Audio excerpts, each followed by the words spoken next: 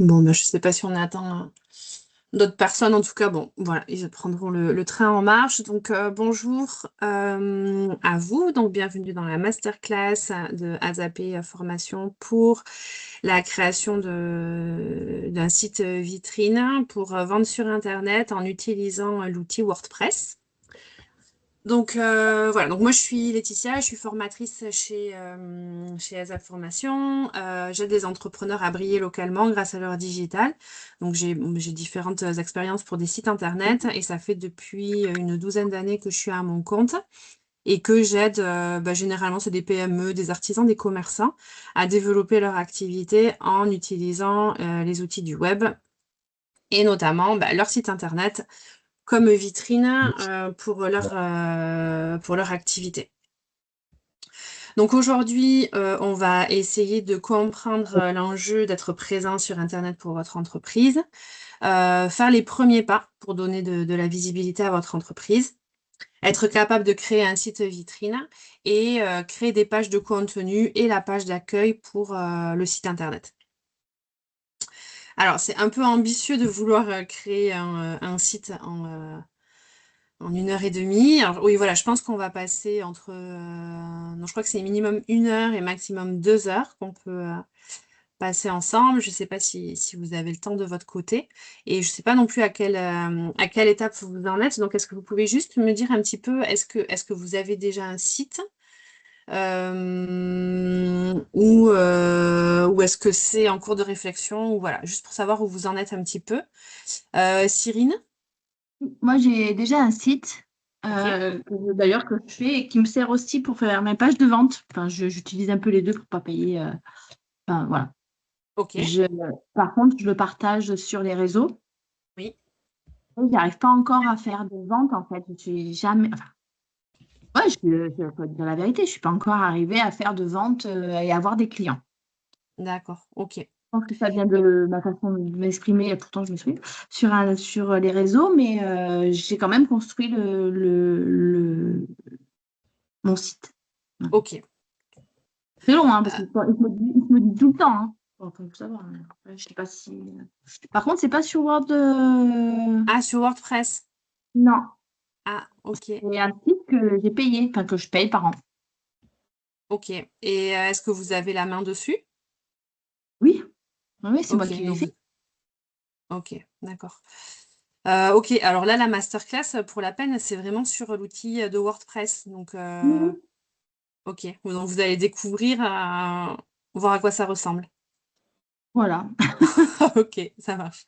Ok, merci Ouvrir et Cyrine. puis Lucie? peut-être Ah, pardon. avoir des infos. Pardon, attends, pardon. Cyrine, excusez-moi, je vous ai coupé. Pardon. Et peut-être aussi avoir des infos concernant le passage à la vente. Enfin, je ne sais pas, peut-être que moi, enfin, je sais pas. Ok. Ok, très bien. Merci Cyrine. Merci à Lucie? vous. Bonjour. Moi je travaille avec un prestataire pour mon site internet où on a fait tout le squelette et la création du site et on attend pour le lancement de notre site internet puisque on est sur la création d'un complexe de paddle. Donc étant donné qu'on est en travaux et qu'on n'ouvre que sur octobre, le site internet pour l'instant est un peu trop tôt, mais il est en construction, il est en finalisation. Ok. Et ce sera un site WordPress? Bonne question. Je n'ai pas l'information. C'est une question que j'ai demandé à mon prestataire, justement. D'accord. Ok. Merci. Ok, merci. Corinne?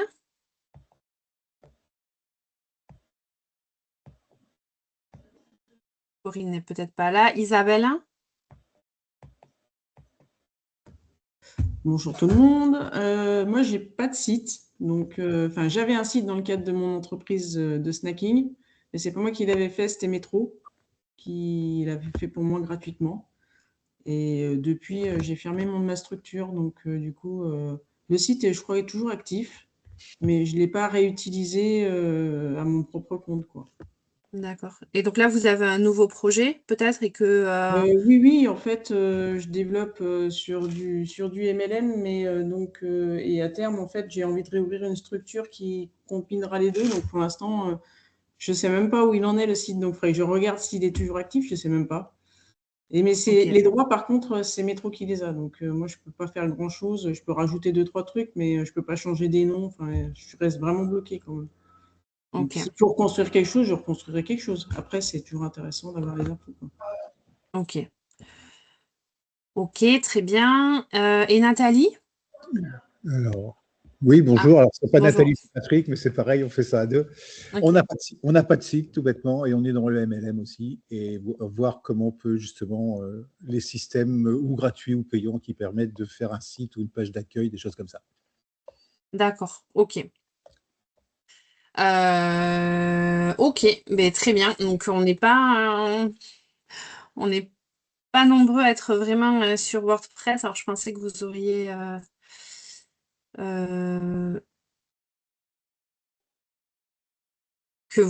auriez déjà des sites en ligne. Donc j'ai un peu zappé toute la partie introduction. Ok, bon, on va s'adapter. Donc voilà, donc WordPress.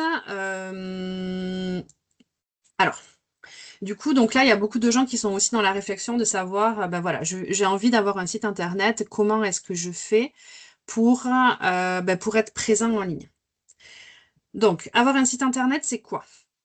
C'est d'abord avoir un nom de domaine. Donc, c'est une adresse, en fait, pour votre site internet. Donc, le nom de domaine, c'est www.quelquechose.com ou .fr.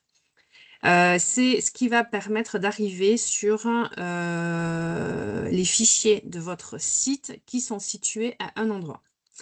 Et cet endroit, on l'appelle l'hébergeur.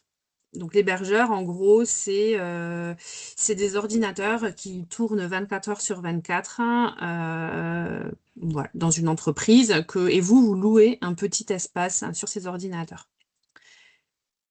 Donc pour avoir un site internet, donc on paye un nom de domaine. Alors, en général, ça coûte pas très cher. Ça coûte peut-être environ... ça dépend des prestataires, mais ça coûte environ 20 €, on va dire, grosso modo, par an. Et ensuite, vous utilisez un hébergeur, donc vous laissez votre site sur un ordinateur qui va tourner 24 heures sur 24. Donc l'hébergeur, ça coûte un petit peu plus cher. Ça coûte environ 150 €, ça dépend des prestataires aussi. 150 € par an. Donc le minimum de coût pour vous, même si vous faites votre site, si c'est vous qui le faites, si vous utilisez des outils gratuits, vous aurez au moins ce coût-là. Le nom de domaine, il est renouvelable tous les ans. Donc vous payez ces 20 € environ tous les ans. Et l'hébergement aussi, pardon. Ouais. Les deux, en fait, ce sont des coûts que vous allez avoir par an. Donc, si vous faites appel à un prestataire, je pense notamment à c'est Lucie. Si vous faites appel à un prestataire, il faut voir en fait qui gère justement cet hébergement. Est-ce que c'est compris dans la prestation ou pas? Et voilà. Et qui gère ça, quoi. En fait, c'est gérer l'hébergement, gérer aussi la maintenance du site. Donc, généralement, si vous passez par un prestataire, c'est eux qui vont vous proposer une sorte de forfait ensuite à l'année pour tout ce qui est la maintenance du site et l'hébergement du site. C'est exactement ça. On a 1 an de SAV et je viens de vérifier, on est sur WordPress. Ok, bon, bah super. Cool. Donc voilà, donc on a cette infrastructure, donc c'est le nom de domaine et l'hébergement, et maintenant il va falloir qu'on mette le site sur cet ordinateur, sur cet espace en fait qu'on a loué sur un ordinateur chez un hébergeur. Et donc là, on va avoir plusieurs possibilités. Donc soit on fait un site sur mesure, avec un développement sur mesure. Donc on va payer un développeur pour créer le site. Donc, il va utiliser des langages comme le HTML, le CSS. Donc, voilà. Donc là, c'est vraiment un outil de programmation. Le développeur va partir de la page blanche et il va créer le site internet. Le développement sur mesure comme ça, c'est fait pour des projets très spécifiques. C'est fait, je sais pas, pour des grandes entreprises où vous avez vraiment une idée très spécifique avec de la géolocalisation, je sais pas. Quelque chose qui n'existe pas encore sur le marché, quelque chose que vous avez besoin de développer qui est nouveau. Dans ces cas-là, vous allez faire appel à à ce genre de prestations. Ce genre de prestations, ben voilà, vous payez un développeur, forcément, ben ça coûte beaucoup plus cher que les autres solutions qui sont disponibles sur le marché. Vous allez ensuite, je vais aller à l'autre bout, je vais aller de l'autre côté, là, sur les solutions clés en main, que vous avez déjà peut-être, dont vous avez peut-être déjà entendu parler. Donc, il y en a une qui est très connue, c'est par exemple Wix, qui vous permet en fait de faire des sites très facilement. Vous avez la main sur le site, vous avez des templates. Bon, voilà, c'est très facile à mettre en place. Par contre, il y a un coût derrière.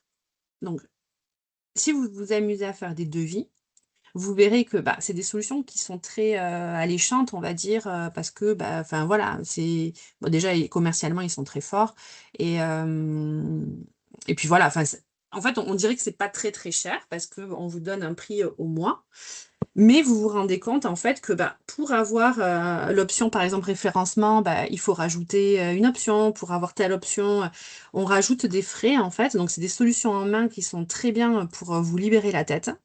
Et pour faire des choses très facilement. Enfin, vraiment en termes d'utilisation, c'est très facile à mettre en place. Mais par contre, c'est vrai que sur le long terme, ben, vous allez quand même avoir un coût qui va être un petit peu plus élevé que si vous utilisiez par exemple WordPress.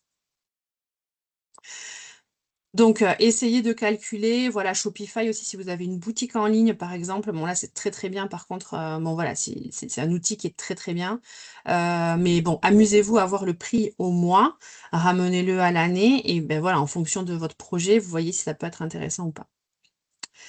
Et ensuite, donc il y a l'autre solution, celle du milieu, donc le CMS. Le CMS, ça veut dire Content Management System. Donc c'est le système de management de contenu, donc le système de gestion de contenu.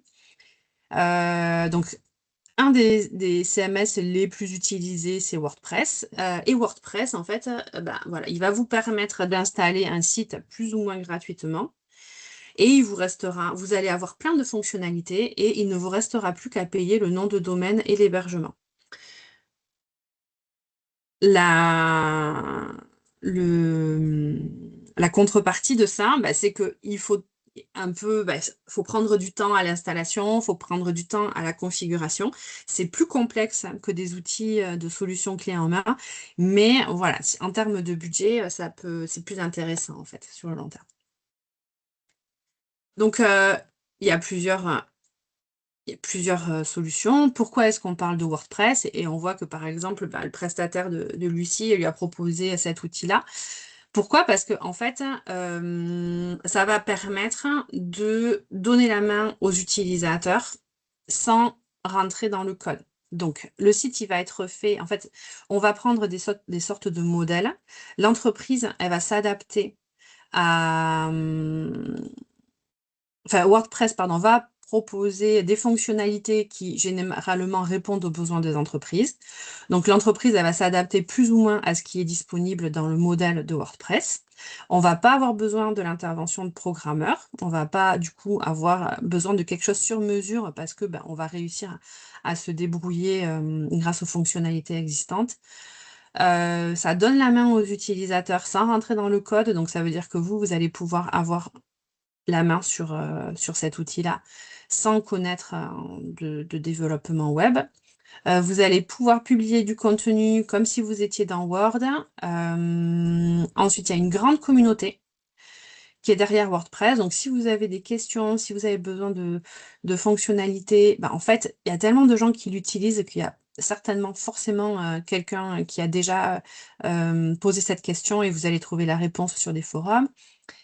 Il y a un système d'extension. Donc, les extensions, c'est des petites briques qu'on va rajouter sur le site, des petites briques de fonctionnalités et qui permet de répondre aussi à beaucoup de besoins des entreprises. Donc, je vous dis n'importe quoi. Par exemple, j'ai un gîte, j'ai besoin d'une fonctionnalité pour avoir un calendrier et faire une réservation, par exemple, sur un calendrier.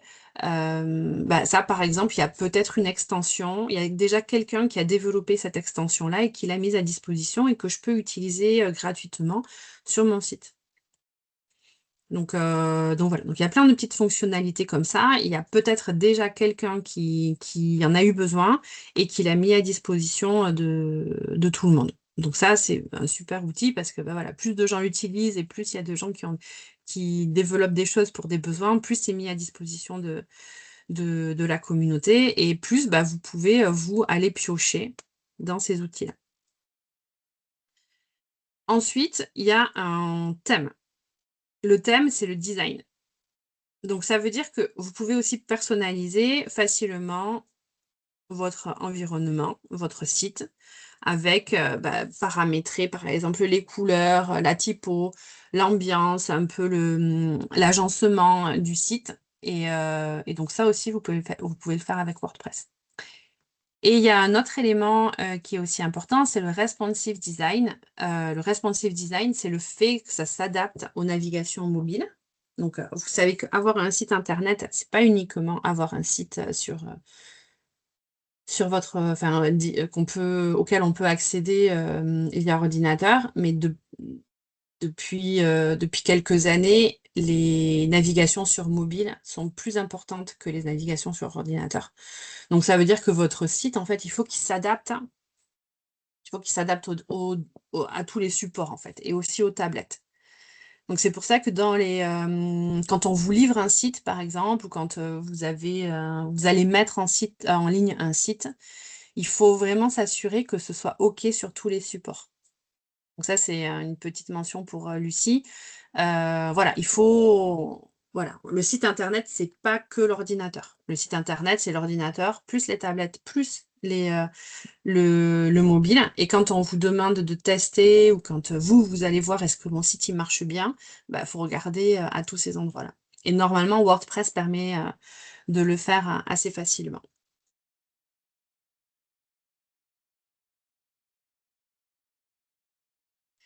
Donc ensuite, tout à l'heure, je vous ai parlé. Donc voilà, donc on vous conseille et beaucoup d'entreprises utilisent WordPress.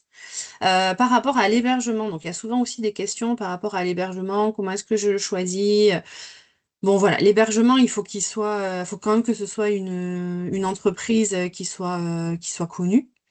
On regarde, voilà, est-ce qu'il y a le trafic de la bande passante? On regarde en fait, est-ce que l'hébergement est performant? Est-ce qu'il est fiable et sécurisé?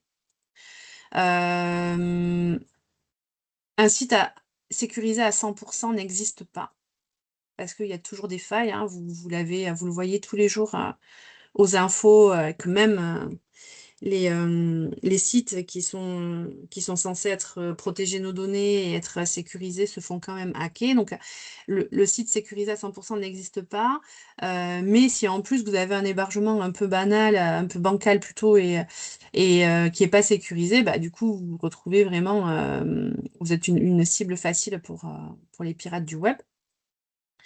Et vous allez aussi trouver des offres d'hébergement gratuits. Donc, c'est pour ça que moi, je ne vous conseille pas d'utiliser ce genre d'hébergement. Pourquoi? Parce que justement, si c'est gratuit, c'est que c'est pas forcément très sécurisé, c'est que c'est pas forcément très performant. Donc, regardez bien, voilà, est-ce que ça répond à votre besoin? Est-ce que aussi, donc moi, un des critères que je trouve très important, c'est est-ce que les hébergeurs peuvent être disponibles? Parce que s'il se passe quoi que ce soit avec votre site, en fait, vous avez envie de parler à quelqu'un et vous avez envie que quelqu'un vous aide à débloquer tout ça. Et donc voilà, donc il y a un des gros prestataires en France, c'est OVH. Donc vous en avez peut-être entendu parler. C'est un des meilleurs hébergeurs qui existent. Par contre, leur service client c'est compliqué en fait de les avoir. C'est compliqué d'avoir une réponse rapide. Donc voilà, moi après c'est un conseil personnel pour des plus petits projets, si c'est vous qui avez la main, si c'est vous qui gérez tout et qu'il n'y a pas d'intermédiaire, je trouve que Yonos est très bien parce que l'hébergement est performant.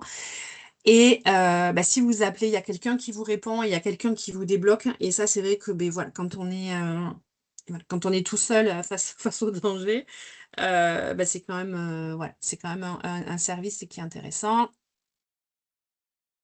Donc voilà, vous voyez, vous pouvez avoir, il y a des hébergements qui sont voilà, c'est assez c'est abordable quoi. Vous en avez, il y a toujours des offres en plus, donc voilà. Et donc, le choix de domaine, vous avez donc le www. Le nom de votre marque plus le .com. Alors, si on est en France, généralement, on utilise du .fr. Si vous êtes sur plusieurs marchés, on utilise le .com. Bon, ça se fait, voilà. Vous pouvez utiliser les deux. Pour le référencement, c'est mieux que ce soit du .fr si vous êtes basé en France. Mais voilà, si vous préférez avoir du .com pour parce que vous avez l'intention plus tard peut-être de vous développer sur un autre marché, c'est OK aussi. C'est OK. OK, donc avant de commencer, donc on se pose les bonnes questions. Votre site, ça va être votre vitrine. Donc, voilà, on se pose la question, qui êtes-vous? Qu'est-ce que vous proposez? Quelle est votre cible? Quels sont les objectifs? Quels sont les points forts de votre marque? Quels sont les moyens que vous avez pour vous vendre en fait sur Internet? Donc, on définit les points essentiels du contenu du site et on essaye de voir est-ce qu'on peut rajouter des éléments importants comme, par exemple, des avis, des témoignages, des labels, des processus de production, un savoir-faire que vous avez peut-être, des spécificités du produit. Donc voilà, on pense déjà en amont bien le site et il faut que le site réponde à toutes ces questions. Donc en fait, le site, c'est votre vitrine. Pour ceux qui ont un local physique de vente, une boutique ou comme ça, en fait, voilà, vous devez être capable de faire la même chose que vous faites en physique, de le faire sur le web. Donc, je vais avancer un peu. Donc, voilà. Donc, ce que vous allez définir, c'est donc l'arborescence avec des catégories et une navigation qui est simplifiée. Donc, il faut, voilà, faut que ce soit clair, faut que vous ayez, que vous proposiez une navigation qui soit facile, évidente, quoi, on va dire, pour vos visiteurs. Et donc, c'est pour ça que vous organisez bien vos catégories et vous essayez au maximum de répondre à leurs questions. Donc, par exemple, là, on a une section sur les produits, on a une section sur les informations de livraison. Vous avez souvent une section à propos parce qu'on a envie de savoir qui vous êtes et la page contact.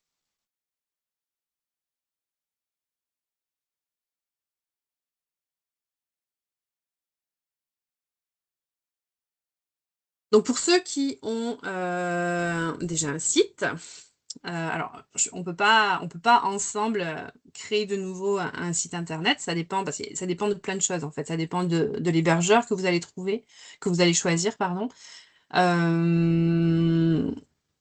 Voilà. Mais en gros, généralement, chez les hébergeurs, vous allez pouvoir installer WordPress voilà, vous allez pouvoir installer les fichiers de WordPress sur un ordinateur et ils vont vous donner un accès au site internet et donc au back-office. Donc le back-office, c'est la partie administration du site. Alors sur WordPress, généralement, le back-office, il s'accède, enfin on y accède, pardon, avec en rajoutant /wp, donc pour WordPress-admin dans l'URL.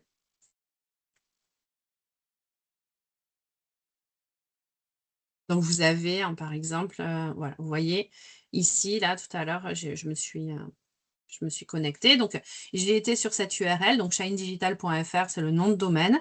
J'ai rajouté /wp-admin et donc, j'arrive sur un écran où je dois rentrer mon identifiant et mon mot de passe qu'on m'a donné au moment de la création du site internet.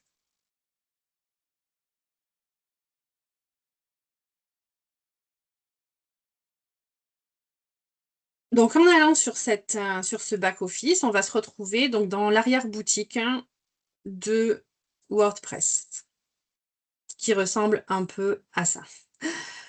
Donc, d'un côté, vous avez la barre de navigation, donc dans la colonne de gauche, où vous allez avoir un peu toutes les fonctionnalités, toutes les sections que vous allez devoir parcourir ou que vous allez devoir utiliser en fonction de ce que vous voulez faire. Et vous avez ici donc la petite maison, le petit accueil de votre de votre partie, de votre back-office quoi, du site.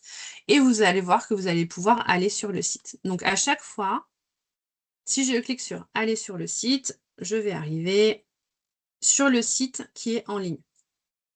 Donc, je vais avoir en fait les deux, je vais avoir les deux visions. Donc, soit ça, c'est la vision pour les visiteurs de mon site.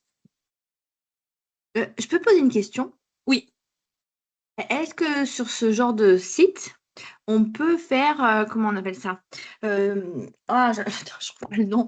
Des vidéos, tu sais, faire des accompagnements comme des formations vidéo, quoi. oui. D'accord. Ok, comme du e-learning par exemple? Je ne sais pas C'est si ça ça que tu... s'appelle du e-learning. Je ne connais pas encore bien les termes. Oui, En attendant, moi, je crée des vidéos et je les fais cacher en ce moment sur YouTube. Mais tu sais, je fais des playlists. Mais je veux oui, les faire vivre pour que les gens achètent mes formations. Alors, je ne sais pas si ça s'appelle oui. comment t'as dit? Ouais, du e-learning. Alors, Alors, oui, leader. Ah oui, leaderling. Ok. non, Alors, de leader. i, non, Ah ouais, non, mais. tiré Ouais. learning, de j'apprends learning, Learning. Learning, et e-learning, donc une plateforme d'apprentissage, quoi, en ligne. Oui, voilà. Mais je veux que ça soit personnel à moi. Voilà. Ouais, alors je pense que c'est possible. Alors, c'est pas l'outil, je pense, qui est le mieux pour ça, parce qu'il y a des plateformes dédiées qui répondront vraiment un petit peu plus à tes besoins. Mais je pense que oui. Ça, c'est surtout pour démarrer parce que je paye déjà le site et puis financièrement, voilà. Donc, Mm, ouais. oui. Et c'est quoi Ah, comme site, hein? mon Est-ce site, que vous savez? Oui. C'est du WordPress ou pas? c'est WordNote, WebNode, Ok. la forme WebNode. Et puis en fait, c'est bien parce que bah, je peux mettre mes vidéos, etc. Mais j'ai envie de séparer, même si j'ai déjà commencé à faire des trucs cachés, mais j'ai envie de faire bah, mon site, ou ma page, ma vitrine, et à côté, bah, mes ventes de formation que si quand ils payent avec Stripe, je peux leur envoyer le lien de ce site, en fait, enfin, Ouais, oui, je pense que c'est plateforme, on va dire possible. ça comme ça. On va Ouais, dire ça comme ça. Et je veux que ça soit en fait juste que pour ça, que pour les formations, vous voyez? Que ça soit ok, bien séparé de mon site. Mais je ne veux pas payer parce que je paye déjà pour mon site à l'année, alors. ok. Voilà. Ouais, je pense que c'est possible, hein. Alors, je sais que moi j'ai un peu la même problématique, hein, et bah, du coup j'ai été chercher d'autres outils parce que bah, j'avais besoin pour Calliope et tout ça de plus d'éléments de tracking, voilà, des connexions et tout ça. Mais si c'est juste, ça doit pas être Calliope et que c'est juste mettre en place des vidéos, je pense que c'est possible En avec fait, il faut bonne, WordPress. Et il faut ouais, chercher les bonnes extensions, en fait, c'est ça. Il faut. bonnes extensions, chercher les bonnes extensions. Attends, je note, hein. Mm, Chercher les bonnes extensions. Oui, en fait, je fais une playlist sur ce qui m'est plus oui, facile sur YouTube. mm, Et de ma playlist, en fait, je vais la basculer après. Faire les pages mm, de vente et basculer. C'est tout. ouais, Comme ça, au moins, c'est plus facile. Enfin, pour moi, je pense que c'est plus intuitif parce que il faut que quand même ça soit assez facile quand les clients vont venir, mm, que ça soit pas ouais, quelque chose. ouais, oui, il faut chercher un peu, mais ouais, je pense qu'il faut chercher extension, voilà, de e-learning pour WordPress et que c'est possible. Non. Eh ben, merci, je réponds au téléphone. Mm. Ok. Ça va les autres ou pas? Tout va bien? Ok. Ok, donc on a été dans le back-office, donc voilà, donc on peut faire la bascule entre le back-office et le site. Et une des premières choses qu'on va faire pour paramétrer le design du site, c'est utiliser ce qu'on appelle un thème. Donc un thème, en fait, ça va être le look de votre site, où on va pouvoir personnaliser, par exemple, le logo, les couleurs des titres, hein. On va pouvoir changer les typos. Donc, on va vraiment pouvoir marketer, designer le site, et mettre les couleurs qui nous intéressent. Donc là, si vous voyez, donc ici, j'ai un thème. Donc moi, j'en ai déjà choisi un.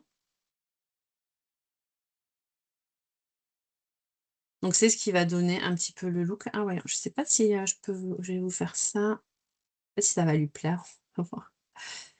Ouais.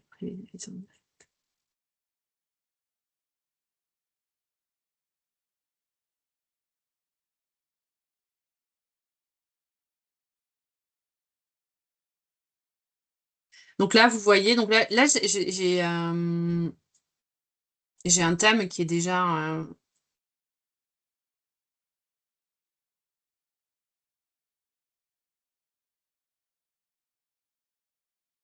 j'ai un thème qui est déjà choisi. Donc voilà, donc ça c'est le look du site qui est déjà en ligne. Et par contre, bah, si je change le thème, vous voyez qu'en fait, bah, je vais avoir des changements. Là, ma barre de menu, elle a changé. Il y a des... bon, ça n'a pas trop changé, mais normalement, en fait, vous avez vous avez des changements qui s'effectuent au niveau des couleurs, au niveau du look du site. Et donc ça se fait à partir du thème. Le thème qui se trouve ici. Vous avez plusieurs types de thèmes. On va faire ajouter un thème.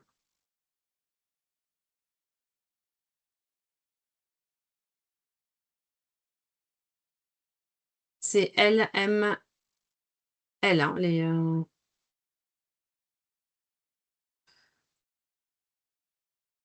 il me propose que celui-là. Donc, je peux essayer de voir un petit peu, est-ce qu'il y a des... qu'est-ce qu'il me propose comme look?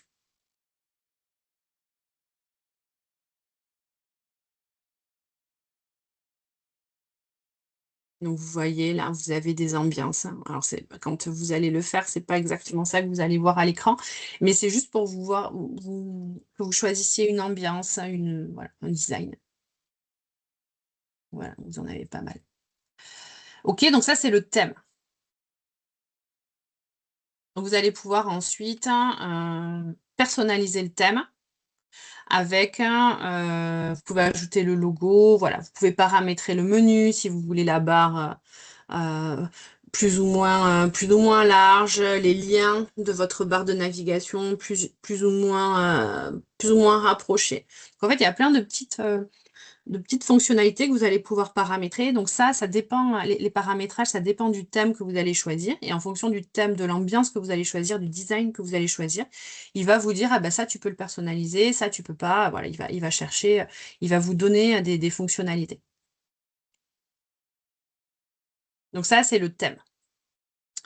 Donc une fois qu'on a décidé du design, on a décidé d'une ambiance un petit peu pour le site internet, ce qui va nous importer, c'est de rajouter du contenu. Et notamment, ici, pouvoir accéder à des pages. Donc, normalement, nos pages, on y a déjà réfléchi quand on a fait l'arborescence et on s'est dit ce serait bien que j'ai une page à propos, une page mes produits, ce serait une page contact, une page d'accueil. Donc, en fait, les pages, elles se créent ici, dans l'onglet qui s'appelle Pages.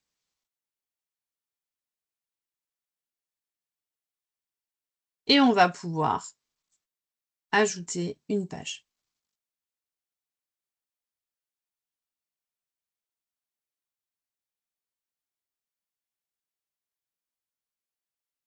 Ma page, je vais l'appeler à propos.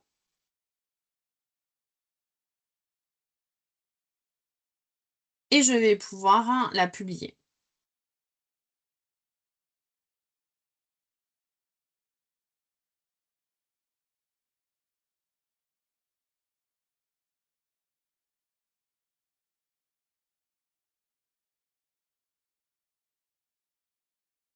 Un peu lent quand même. Bon.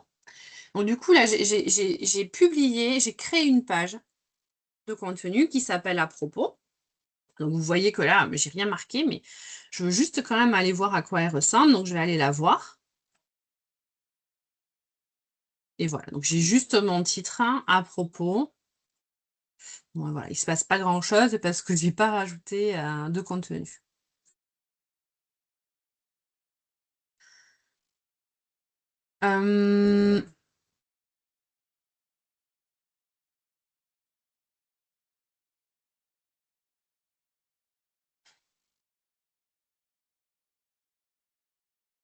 Donc pour l'instant, en fait, cette page-là, je vais modifier la page. Donc j'ai des outils, je regarde un petit peu là dans ma barre, j'ai aussi quelques fonctionnalités que je peux peut-être utiliser. Et je vais vouloir, ben voilà, moi je suis lycéen et je fais une masterclass.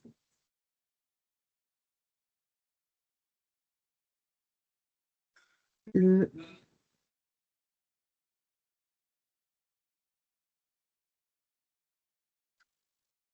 26 et j'enregistre.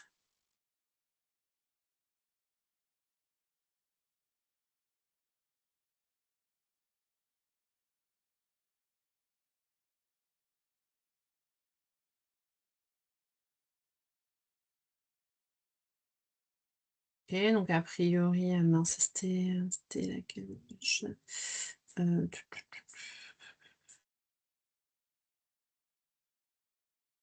vais aller la voir.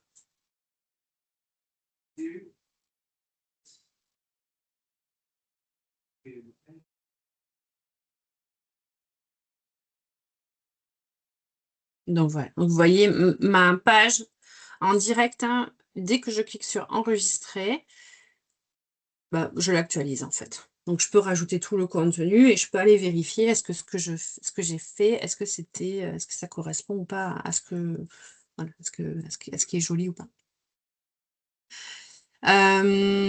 Ok, donc là vous voyez bien que bah, c'est un petit peu, c'est pas très joli, c'est pas très fun. La page, ici, je peux faire des modifications. Ici, je peux rajouter par exemple une image. Je vais aller chercher dans la médiathèque. Hein.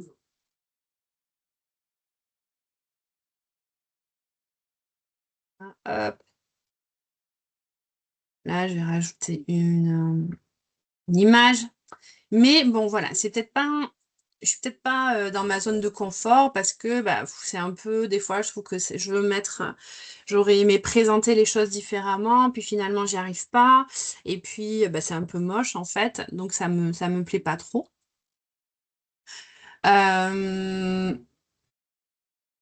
Voilà, et je trouve que c'est pas très intuitif. Donc pour ça, on va utiliser un outil, une brique de fonctionnalité, ce qu'ils appellent une extension, qui se trouve ici. Donc on va aller dans extension. Et je vais utiliser un outil qui s'appelle Elementor. Donc on recherche, ajouter une extension.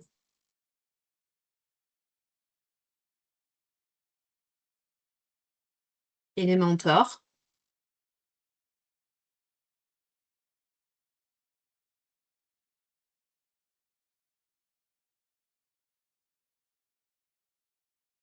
Voilà. C'est un website builder. Il faut parler un petit peu anglais quand on utilise WordPress, malheureusement. Donc voilà, donc c'est celui-là, il va arriver le logo. Donc ça s'appelle voilà, c'est un website builder, donc c'est un constructeur de site internet. Et ce que ça va nous permettre, c'est d'être plus, d'avoir plus de fonctionnalités au niveau du look de mes pages et du look du site en général. Donc voilà, donc ça je peux, donc et ça une extension. Donc il me la propose. Bon voilà, là je l'ai déjà activé. Sinon j'aurais cliqué sur installer maintenant. Et une fois que je l'ai installé, je lui dis, je dois faire une autre action qui est de l'activer. Donc je télécharge une extension et je l'active. Et ce que ça me fait, c'est que en fait, maintenant sur ma page, en haut, ici, j'aurai modifié avec Elementor. Donc je vais cliquer, une fois que mon extension, elle est téléchargée et elle est activée, je vais pouvoir ici modifier avec Elementor. Et ça va en fait me donner beaucoup plus de fonctionnalités, plus voilà, de design, hein, que ce soit plus joli, pour que je puisse facilement, facilement créer ma page et rajouter du contenu un peu comme bon me semble.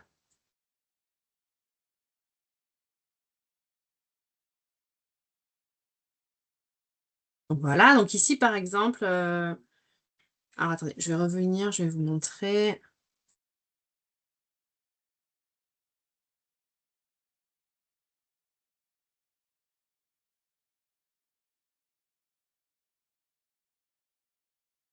Je vais revenir sur la même page. C'est celle-là. Oui, alors, modifier.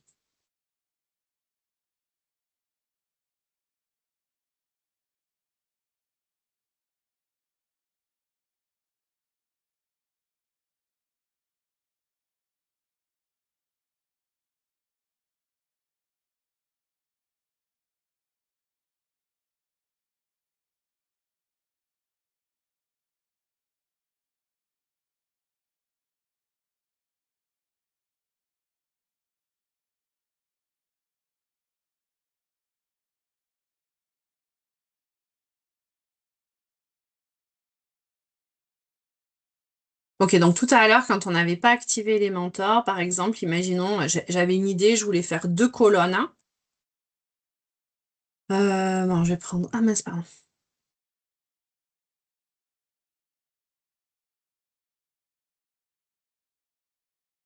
Supprimer.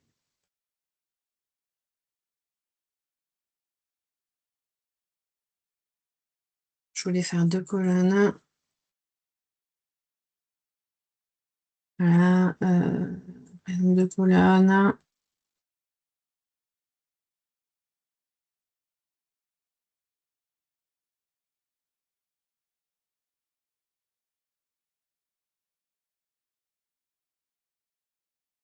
Ah voilà, il est là, ok. Là, je vais rajouter une image.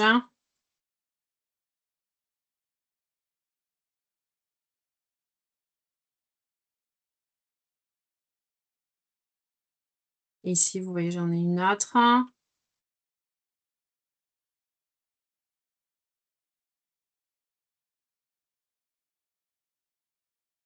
Voilà, et c'est un peu, voilà, c'est un peu moche. Là, j'aimerais rajouter du texte.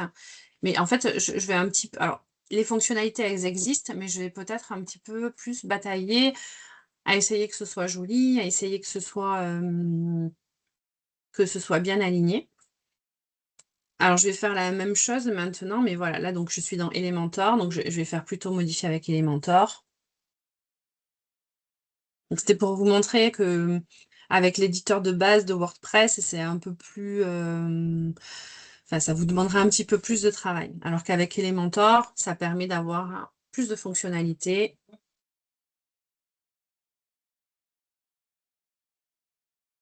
Okay. Donc, dans Elementor, on va pouvoir ajouter une structure. Donc là, il me demande est-ce que, voilà, est-ce que tu veux une section avec soit une seule colonne, en fait, 2 colonnes, 3 colonnes. Il me propose en fait toutes ces fonctionnalités-là. Donc, en fonction de ce que j'ai dans ma tête, je vais utiliser celle-là, par exemple. Et ici, en fait, moi, j'avais envie d'une image avec un petit peu de texte au-dessous. Et là, en fait, vous voyez que j'ai plein de... j'ai des options, en fait.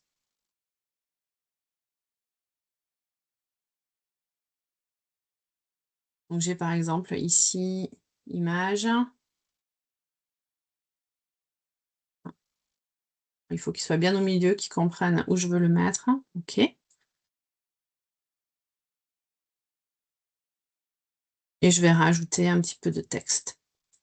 Hop. Voilà, ça y est. Donc là, en fait, très rapidement, je l'ai fait. Là, je vais mettre une autre image. Et je vais aussi me rajouter un petit peu de texte en dessous. Donc là, en fait, pour rajouter des zones, c'est le petit plus qui est au-dessus. Hop, voilà. Et donc là, j'arrive en fait sur un truc qui est quand même plus propre, ce que j'ai l'habitude.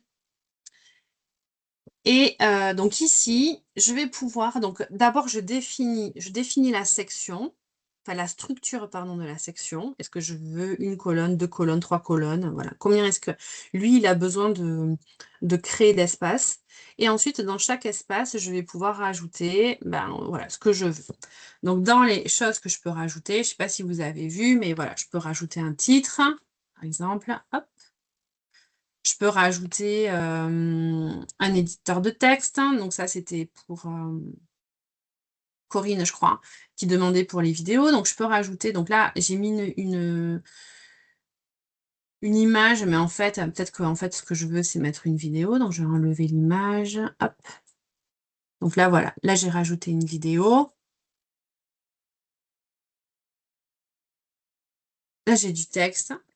Et donc, avec le petit plus, je rajoute ce que j'ai besoin.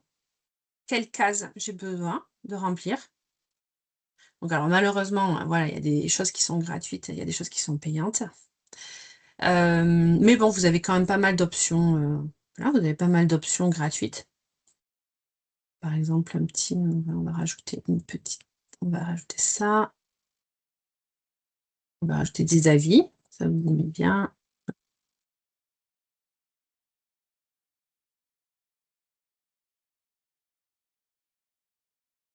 Vous voyez, ça, il m'a créé direct.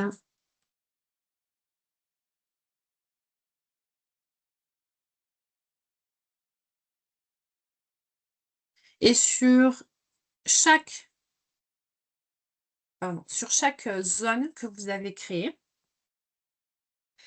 dans la colonne de gauche, vous allez pouvoir ici ajouter, chercher, qu'est-ce que vous pouvez actualiser. Donc, ici, vous avez le titre.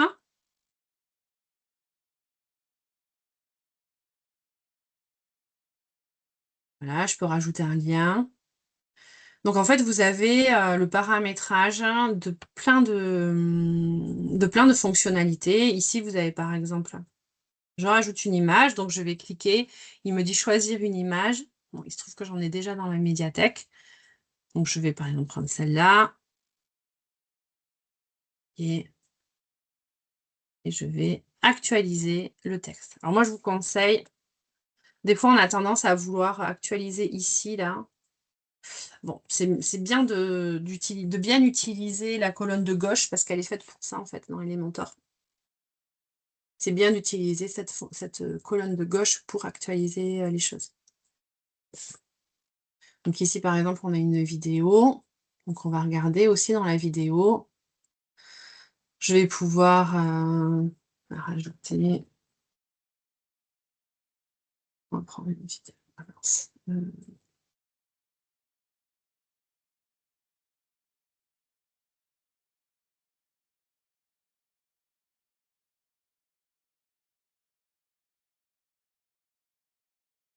Donc ici, par exemple, j'ai une vidéo.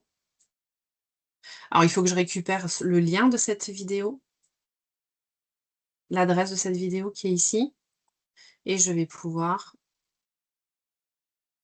changer. Donc ça, c'est pour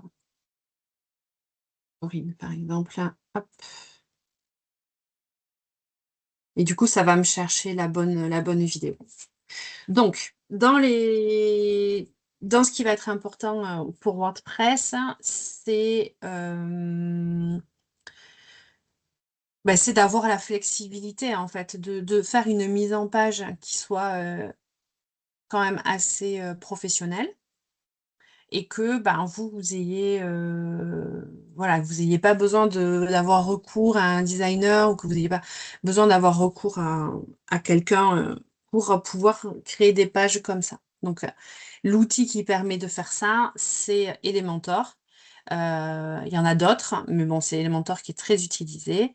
C'est une extension, une fonctionnalité en plus qui vous permet d'accéder à vos pages et de leur donner un look, un affichage qui soit optimisé. Et vous pouvez quasiment tout paramétrer. Donc, dans les briques que vous voyez, il y a, voilà, il y a des images, vidéos, il y a un bouton aussi, on peut rajouter un bouton. Voilà.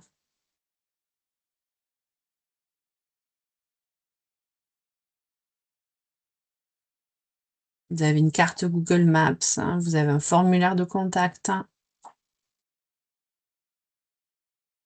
Regardez un petit peu.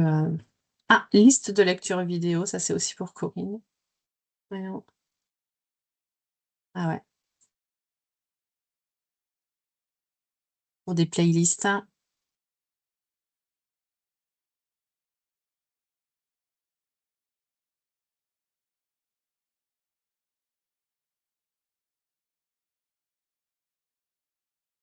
Icône des réseaux sociaux.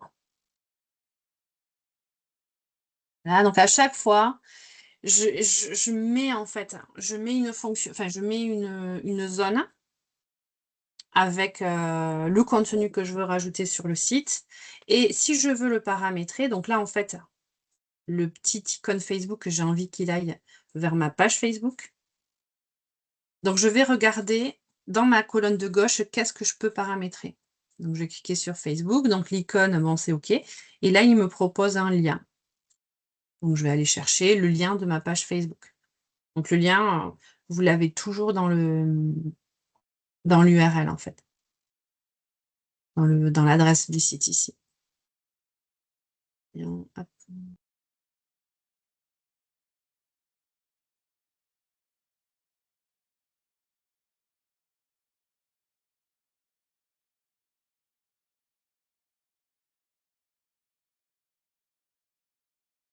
Ça c'est l'URL de ma page. Et je vais le rajouter. Pardon, c'est que j'étais non, j'étais pas là, j'étais là. Facebook, je vais rajouter le lien.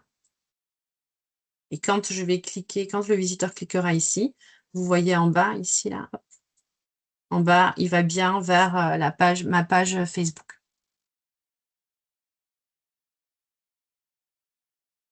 Donc, une fois que je suis OK avec la page, je vais pouvoir la publier.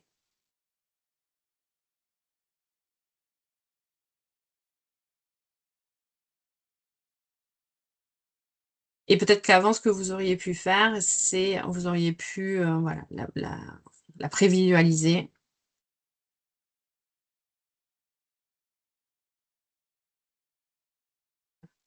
Bon, c'est un peu ça. Ça fait un petit peu sapin de Noël, mais voilà, au moins vous avez les infos.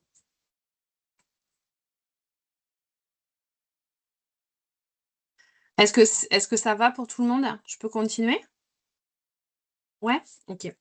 Alors peut-être que voilà, vous n'en êtes pas à la création du site, mais par exemple, Lucie, ça va vous permettre de voir, de comprendre ensuite votre interface, quoi. Vous arriverez à comprendre comment ça marche. OK.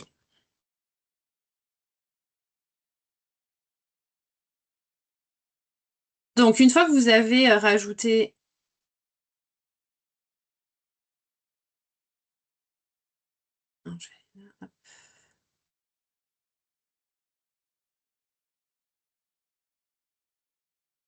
une fois que vous avez rajouté vos pages, pardon, une fois que vous avez rajouté Elementor et que vous avez paramétré vos pages avec Elementor, vous pouvez aussi, depuis l'onglet page, vous voyez, elle est ici, ma page, je peux soit la modifier et dans ces cas-là, je reviens à la page blanche qu'on avait tout à l'heure, ou alors je peux modifier avec Elementor. Donc à chaque fois que vous avez modifié une page avec Elementor, vous pouvez utiliser ce raccourci ici, modifier avec Elementor. Donc vous arrivez directement sur cette interface, ou sinon, vous cliquez sur modifier et ensuite vous recliquez sur modifier avec Elementor. Voilà, ici, modifier avec Elementor.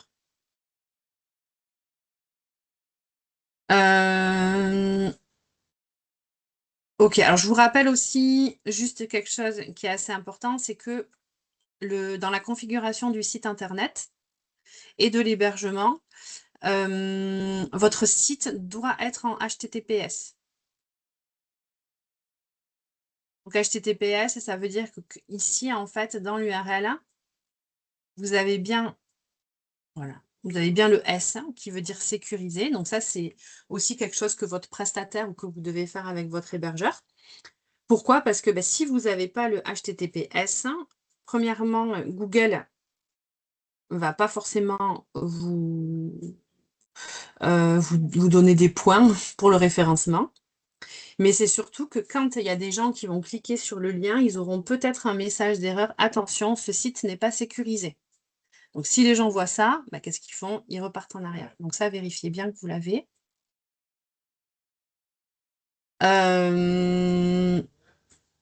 Voilà. Donc, là, en fait, ce qu'on a vu, c'est qu'on a créé une page dans les fonctionnalités aussi basiques que vous pouvez avoir.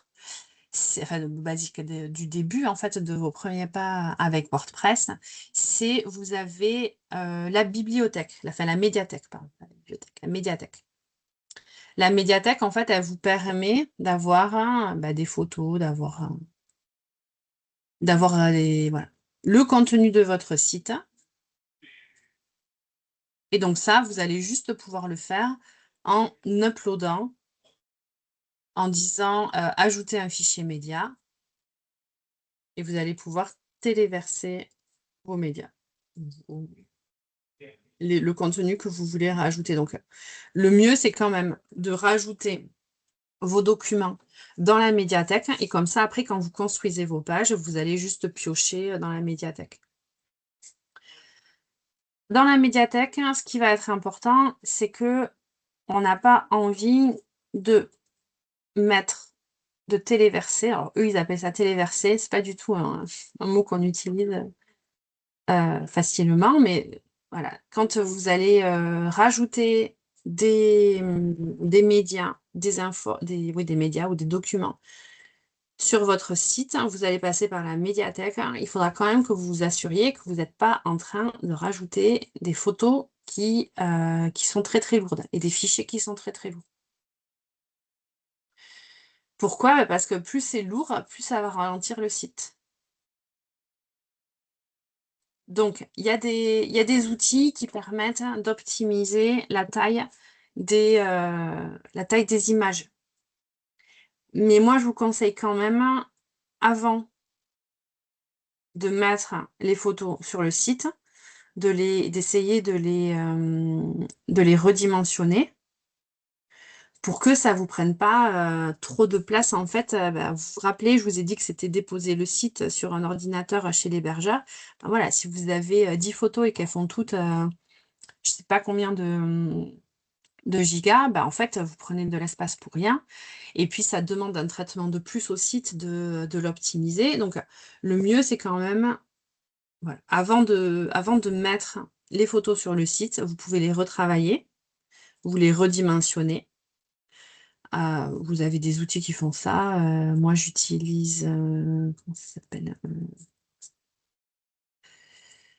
Ah mince, j'ai un trou. Comment est-ce que ça s'appelle? Ah ouais, voilà, XNConvert. Voilà, c'est ça. Et ça vous permet, ça vous permet en fait de retravailler les photos avant de les mettre sur le site. Il y a aussi quelque chose qui va être important pour les photos que vous allez rajouter, c'est le nom du fichier.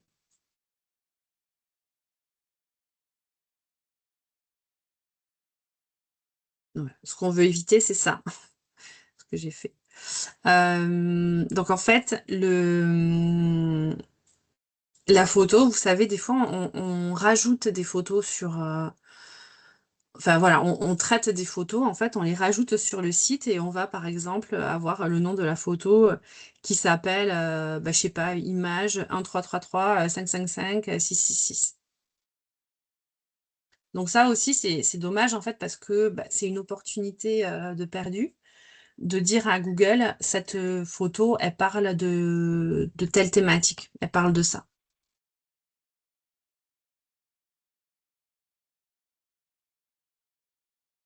Donc là, vous avez un premier traitement de l'image, ce serait d'appeler votre image avec vos mots-clés. Donc là, vous voyez par exemple, l'image, elle s'appelle formation Google My Business 64.jpg. Et ensuite, donc, quand donc vous essayez de la retravailler pour qu'elle ne soit pas énorme. Donc là, vous voyez, elle fait 137 KO. Donc voilà, entre 100, 200 KO, c'est bien. Kilo-octets, on est bien. Et ensuite, vous pouvez rajouter un titre, un texte alternatif aussi, avec vos mots-clés.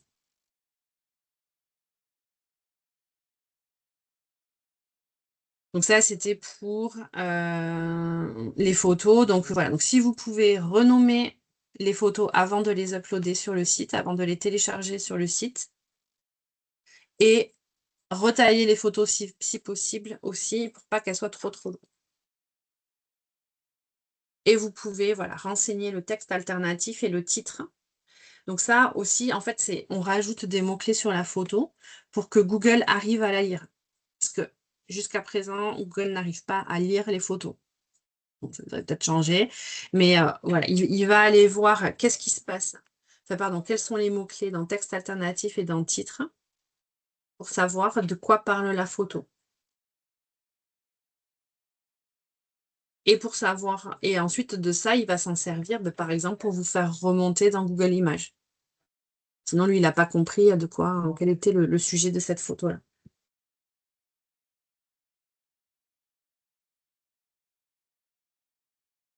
Ok. Ok. Bon, ça, on a vu un petit peu. Donc, voilà, on a plusieurs fonctionnalités, en fait. Voilà ce qu'on a vu tout à l'heure. On a des zones là où on peut changer les photos. Ici, par exemple, j'ai un bouton. Donc, j'ai le texte du bouton et ensuite, j'ai le lien vers lequel je veux amener le visiteur quand il clique sur le bouton. Et pour toutes ces zones-là, à chaque fois, donc j'ai le contenu, pardon, vous avez le contenu sur le premier onglet et ensuite, vous avez des styles. Donc là, par exemple, ce bouton-là, le style, ça ne me plaît pas. Je veux une autre couleur, donc je vais la voir. Ici, je vais chercher dans style. Je vais changer la couleur du bouton.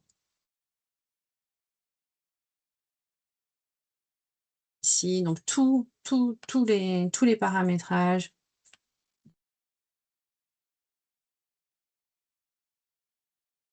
Je vais pouvoir changer les couleurs. Et après, vous avez un onglet avancé, mais bon, ça, vous verrez, c'est pour bien, voilà, vous avez des options avancées pour bien paramétrer votre zone.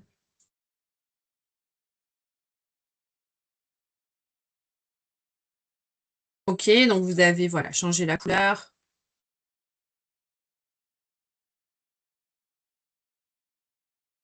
Vous pouvez ajouter des boutons, changer les couleurs de vos textes, la typographie, ajouter une section, ça on l'a vu aussi. Voilà, et à chaque fois, vous sélectionnez une zone et vous faites glisser votre contenu avec ce que vous avez envie d'ajouter à votre page. Vous pouvez aussi, il y a une autre option qui est pas mal, mais il faut avoir un compte, il faut créer un compte. Donc voilà, il faudra que vous créez un compte. C'est que quand vous appuyez sur le petit dossier, il va me proposer des zones qui sont déjà prédéfinies. Donc là, je ne parle plus de la zone de la page blanche, on va dire, pour ma zone, mais je vais par exemple insérer ce bloc-là avec une vidéo. Voilà. Et donc là, au lieu de faire ça, là, ce qu'on a fait tout à l'heure sans mise en forme, il va me proposer une mise en forme ici, vous voyez, avec une marge sur les côtés, un truc un peu plus centré. Et voilà, en fait, c'est comme si j'allais piocher dans leur bibliothèque des zones qui sont déjà prédéfinies, quoi. Donc ça, c'est le petit, c'est le petit dossier gris. Et vous avez des modèles. Alors, le problème, c'est qu'il n'y en a pas 36 000, en fait. Le problème, c'est que, voilà, pour les versions gratuites, c'est un peu limité.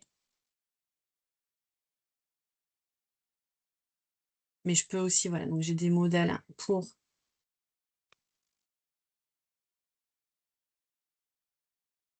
des modèles pour des zones.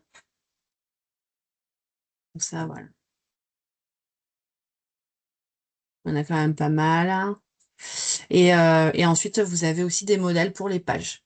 Donc, par exemple, hein, là, je veux, je sais quoi, par exemple, la photo, pardon, la page contact. Ben, je peux directement insérer tout cet affichage, toutes ces zones par défaut, que ensuite j'irai paramétrer, j'irai changer le contenu j'irai traduire tout ça, je changerai les couleurs et je pourrais faire. En fait, je pars d'une base et j'essaye de l'adapter à mon site en respectant les couleurs, bah, par exemple, de mon logo ou de ma charte graphique.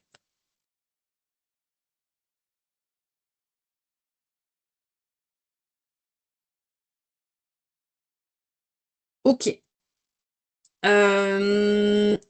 Ok, donc une fois qu'on a créé les pages,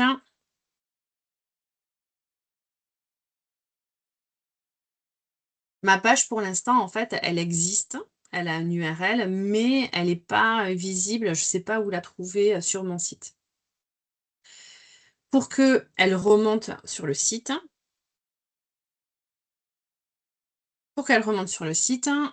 je vais utiliser ici le menu pour rajouter un lien vers ma page dans le menu. Donc pour ça, il y a une section qui s'appelle Apparence menu.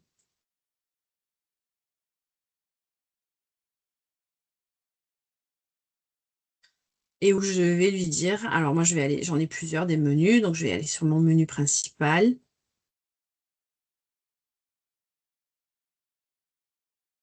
Et donc là voilà, là j'ai mon menu. Donc vous voyez, en fait, il y a une hiérarchie. Donc ça, c'est mes liens principaux, et ça, c'est mes sous-catégories, mes sous-liens. Et donc là, je vais voir, ça c'est ma page, là, vous voyez, les plus récentes, c'est à propos, c'est celle qu'on vient de créer. Et celle-là, je vais décider de l'ajouter au menu.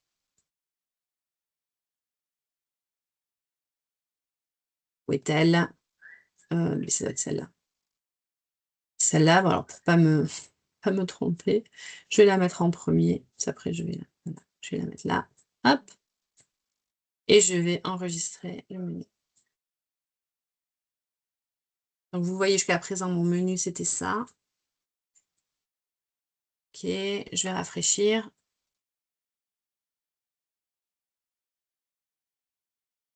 Et hop, ma page est ici. Et je vais pouvoir cliquer dessus. Et voilà. Et c'est la page qu'on vient de créer. Alors, je vais l'effacer parce que c'est pas...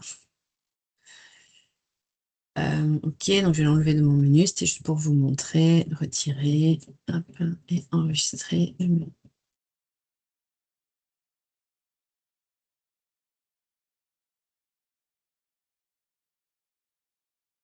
Ok, donc voilà. Donc, le menu, il nous permet d'accéder aux pages que j'ai créées.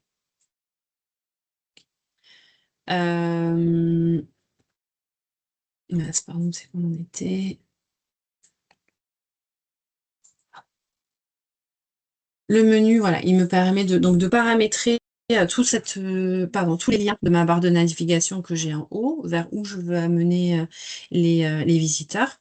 Et ensuite, vous avez une autre zone qui est importante, c'est le pied de page, parce qu'on retrouve souvent on retrouve souvent des menus, des informations, et donc ça, c'est un autre endroit qu'on va le paramétrer. Ça s'appelle des widgets. Donc ça, vous l'avez ici, et donc c'est dans cette catégorie. Donc les widgets, généralement, c'est là qu'on va paramétrer le pied de page, ça s'appelle. Donc vous voyez, donc là par exemple, j'ai une pied de page, voilà. J'ai pied de page 1 avec mes réseaux sociaux, pied de page 2 avec mes logos, pied de page 3, il n'y a rien, et pied de page 4. Ça arrive, mais... Donc ça les widgets me permettent de paramétrer cette zone ici, de rajouter Le contenu, voilà. Donc ça, c'est du contenu. Donc, ce qui est en haut, le menu, la barre de navigation et ensuite ce qui est en bas, normalement, ça suit toutes les pages du site. Donc, vous le paramétrez une fois et c'est valable sur toutes les pages. Et ensuite, quand vous créez une page, ça va juste actualiser ce qu'il y a entre le header, ça s'appelle, donc entre le menu d'en haut et le pied de page d'en bas. Mais vous verrez que sur les sites, c'est toujours la même chose. Ok, donc vous pouvez créer un formulaire de contact. Donc, il y a une extension en fait qui permet de faire ça. Donc, voilà, si vous avez besoin de fonctionnalités, vous allez chercher dans extension et vous allez voir est-ce qu'il y a une extension qui existe pour ça. Donc là, par exemple, ça c'est un formulaire et on utilise une extension qui s'appelle, là j'ai utilisé Contact Form 7, donc Contact Form 7, qui vous permet de rajouter, de paramétrer un formulaire et que ça apparaisse avec les cases à remplir sur le site. Vous avez aussi la fonctionnalité donc dans Elementor de voir à quoi ça ressemble sur l'ordinateur, sur la tablette et sur le téléphone portable quand vous créez le site. Donc ça, comme ça, vous voyez, c'est ici là. Vous pouvez voir, voilà, est-ce que ça rentre bien, est-ce que c'est bien, est-ce que c'est joli en fait, est-ce que c'est bien affiché sur les téléphones. Et ensuite, donc il y a juste, il y a des éléments normalement sur votre site qui sont obligatoires pour les boutiques e-commerce, mais aussi pour les sites vitrines. Donc, vous avez les mentions légales, qui est une page obligatoire que vous pouvez vous aider de l'intelligence artificielle et par exemple d'outils en fait pour les générer, mais il faut qu'elle soit présente. Pourquoi? Parce que il faut que s'il y a quelqu'un qui a envie de vous contacter, il faut qu'à un moment donné, il arrive à trouver les coordonnées. Donc normalement, vous êtes censé avoir les mentions légales. Si vous êtes un site, si vous êtes une boutique e-commerce et que vous vendez quelque chose, vous êtes, si vous vendez quelque chose en ligne, vous devez avoir les CGV dans les conditions générales de vente. Et il y a une autre page aussi qui est obligatoire par rapport au RGPD, par rapport à la protection des données, c'est la politique de confidentialité, où vous êtes censé dire qu'est-ce que vous allez faire des données de vos visiteurs. Donc ça, généralement, c'est des choses qui sont obligatoires. Dans les autres choses obligatoires, je ne sais pas si je l'ai mis là. Ouais, je l'ai peut-être pas mis. Dans les autres choses obligatoires, c'est, vous savez, quand vous arrivez sur un site et que vous avez une pop-up, que vous avez un truc là qui s'affiche et qui vous dit est-ce que vous êtes OK pour, en gros, pour l'installation de cookies. Et vous avez accepté ou refusé. Donc ça, normalement aussi, c'est quelque chose que vous devez avoir si vous ne voulez pas avoir de problème avec le RGPD, quelque chose que vous devez avoir sur votre site. Et il y a des extensions qui permettent de le faire automatiquement. Donc dans extension,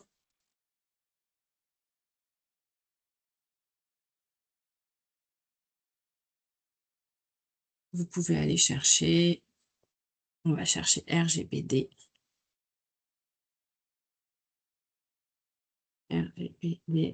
Donc le RGPD, je ne sais pas si vous en avez entendu parler, tout le monde a entendu parler, c'est la loi qui régit les activités du numérique pour protéger les utilisateurs sur l'utilisation des données. Donc vous voyez là, vous avez il y a des extensions qui permettent d'avoir cette petite pop-up là qui arrive sur les sites et qui vous demande si vous êtes OK ou pas.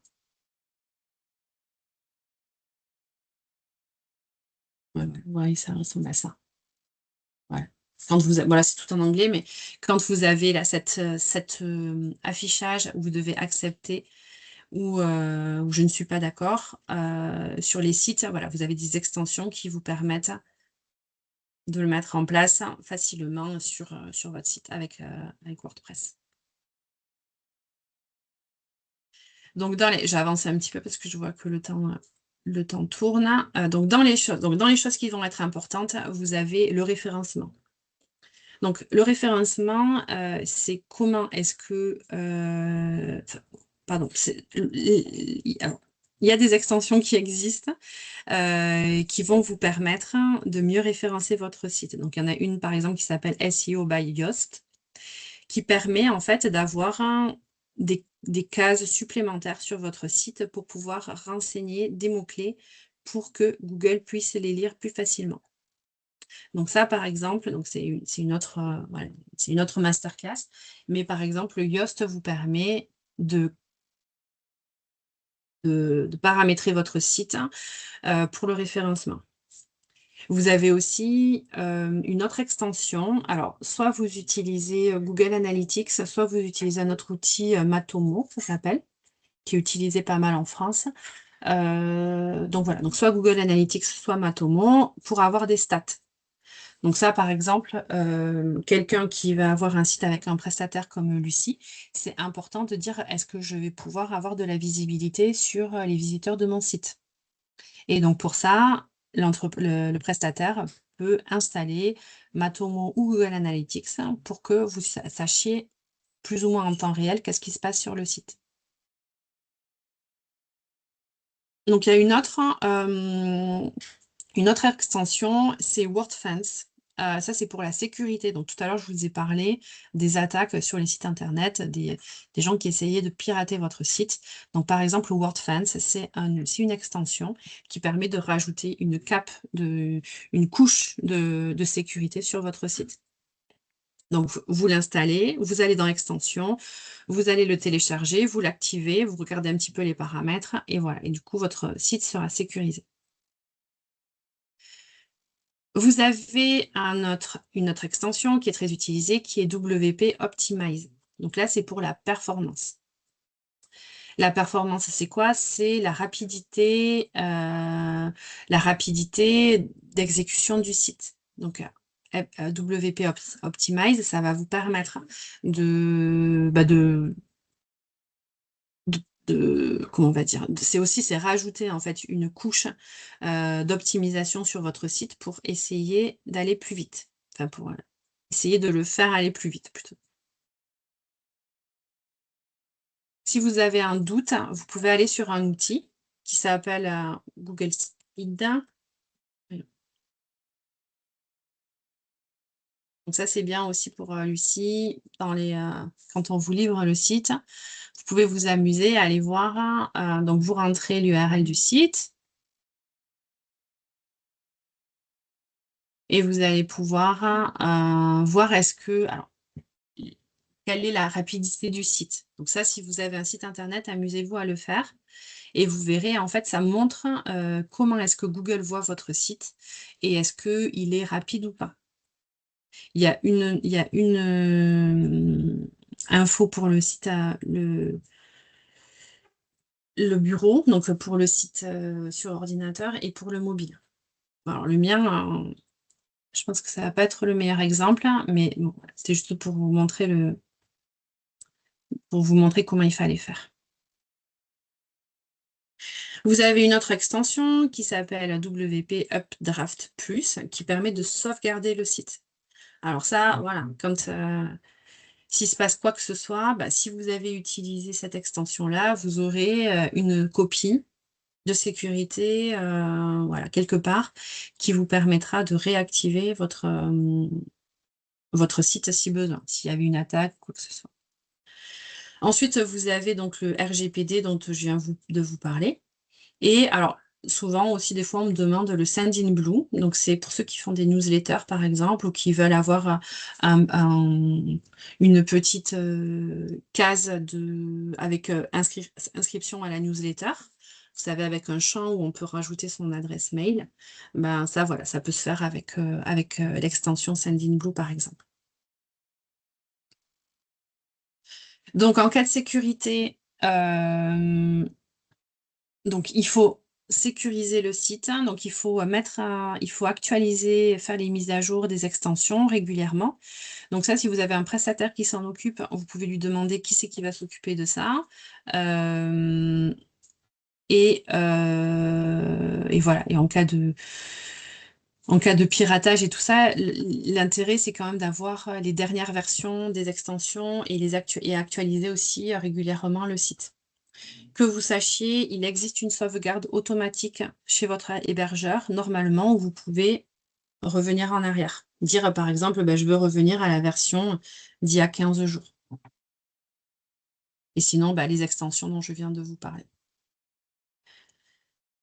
Et donc, j'ai essayé de vous faire un petit tour d'horizon de ce qui était possible avec WordPress. Alors, vous vous doutez bien qu'il y a beaucoup plus de fonctionnalités.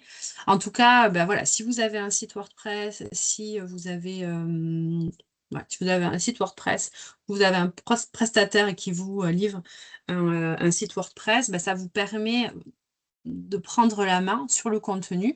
Donc, c'est vrai que c'est bien si c'est un prestataire qui l'a fait, vous avez au moins les plus grandes, les pages qui sont construites, le menu qui est construit, vous avez un petit peu tout.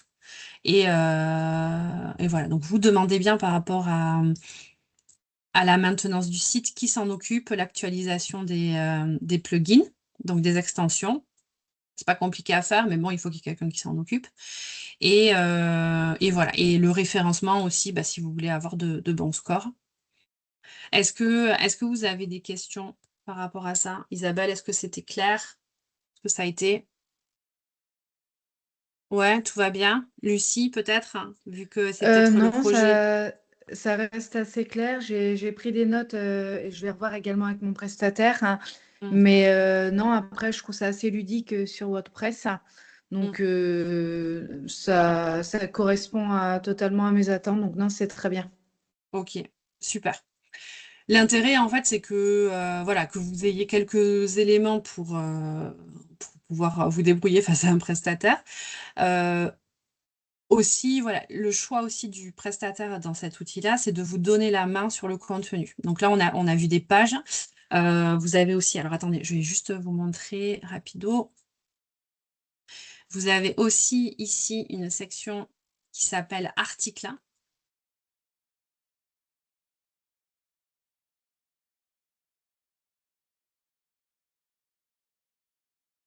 Il veut bien y aller, voilà. Et donc ça, c'est aussi souvent en fait les prestataires et les gens dans les entreprises ont la main sur cette section-là. Donc articles, c'est les articles du blog. Donc il se peut que dans votre site internet, vous ayez une section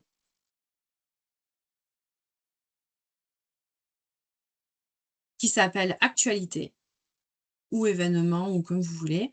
Et vous allez, donc vous voyez, moi j'ai une section actualité sur ma page d'accueil, par exemple.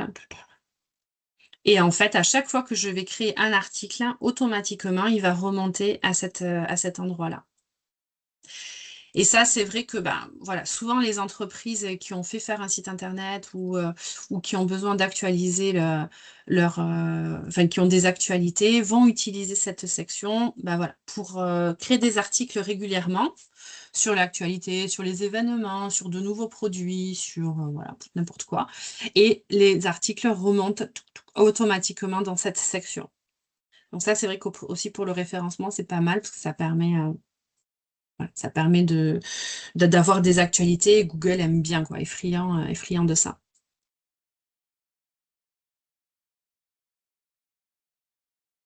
Ok.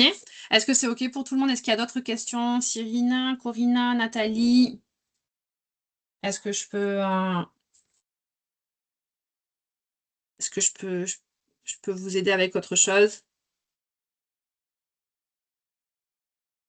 Ok. Bon, super. Merci à toutes pour votre présence.